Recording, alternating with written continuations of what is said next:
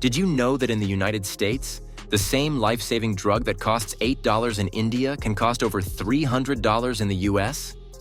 You're not paying for better quality. You're not paying for innovation. You're paying because someone wants you to. Welcome to the dark world of Big Pharma, a world where the price of your survival is dictated by profit margins, not public health. In this video, we're going to expose the pharmaceutical cartel, how Big Pharma manipulates drug prices, controls regulations, silences whistleblowers, and holds the global healthcare system hostage. But here's the twist. This manipulation isn't illegal. It's just cleverly engineered.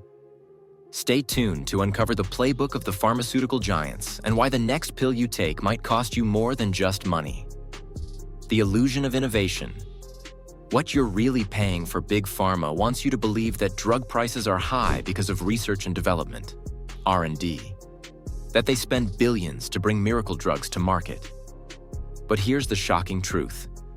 In 2022, the top 10 pharmaceutical companies spent more on marketing and lobbying than on actual R&D. Pfizer alone spent over $12 billion on marketing compared to $10 billion on R&D. The real investment isn't in science. It's in selling the illusion of science. Most new drugs aren't even new. They're what's called Me Too drugs, minor tweaks to existing drugs that allow companies to renew patents and charge premium prices. Why? Because once a patent expires, generics enter the market, and prices drop by up to 90%. That's bad for business. So the game becomes clear. Extend patents, repackage drugs, raise prices. But if that's legal, what else are they doing behind closed doors? The monopoly machine, how they kill competition. You might think competition would fix high prices, but there is no real competition in Big Pharma. Ever heard of pay for delay? It's when a brand-name drug company pays a generic manufacturer to not release a cheaper version of the drug. It's not conspiracy, it's reality.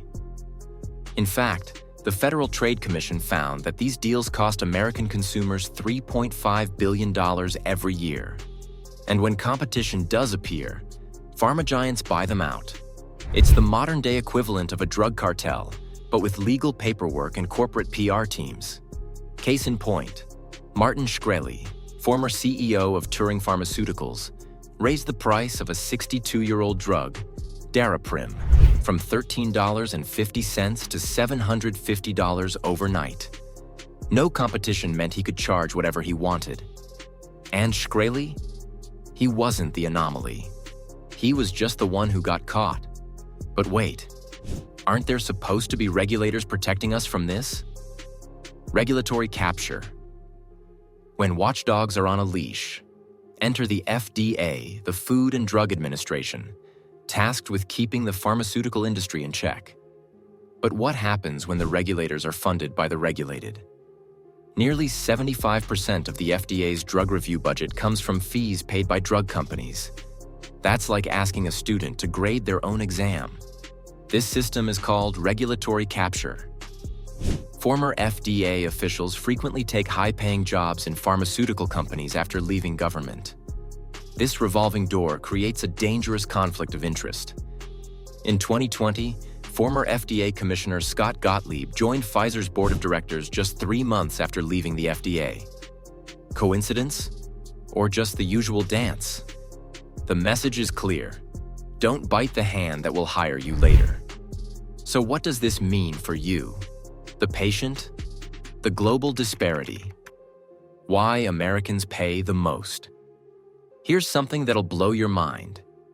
A vial of insulin in the US can cost $300, while in Canada it costs $30, and it's the exact same product. Why? Because other countries negotiate drug prices on behalf of their citizens. The US lets companies set their own prices.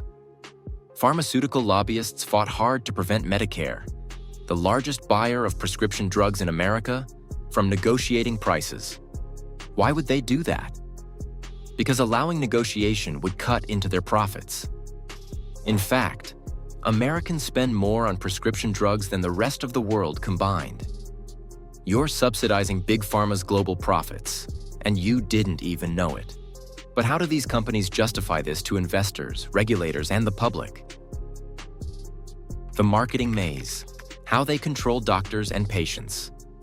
If you thought drug commercials were just annoying, think again. The US and New Zealand are the only two countries in the world that allow direct-to-consumer pharmaceutical advertising. And it's not just consumers being influenced. Doctors are targeted too, with free lunches, paid speaking gigs, and luxury conferences sponsored by Big Pharma. Why? Because they control the prescription pad. A 2018 study found that doctors who received even a single free meal from a pharmaceutical company were more likely to prescribe their brand-name drug. This isn't education. It's indoctrination, disguised as convenience. Patients ask for what they've seen on TV. Doctors prescribe what pays. You're not being treated. You're being marketed to. So how far are they willing to go to protect this system? The price of silence. Whistleblowers and broken lives. There are those who try to fight back. Whistleblowers like Dr. Peter Rost, former VP at Pfizer, who spoke out about illegal marketing practices. Or Cheryl Eckerd, who exposed massive safety violations at GlaxoSmithKline's manufacturing facilities. What happened to them? They were fired, blacklisted, and smeared. Whistleblowers risk their careers, their finances, and their health just to tell the truth. And even when they win, Big Pharma simply pays the fine and continues business as usual. GlaxoSmithKline paid a record $3 billion fine in 2012 for fraud and safety violations. But their revenue that year? Over $27 billion. For them, it's just the cost of doing business. You may feel powerless, but you're not. Awareness is the first step. Now you know how the pharmaceutical cartel operates. But here's what you can do. Support generic drugs when available. Call your representatives to demand price transparency. Donate to watchdog organizations and whistleblower defense funds. Question your prescriptions. Ask if there's a cheaper or generic alternative. Because in a system designed for profit, not health, you must be your own advocate. The next time you see a drug commercial promising a miracle, remember, behind that promise is a corporate machine calculating how much you're willing to pay to stay alive. And that's the biggest pill to swallow. If you found this video eye-opening, hit the like button, subscribe, and share this with someone who needs to hear it. Let's spread awareness, not silence. Because healthcare should save lives, not sell them.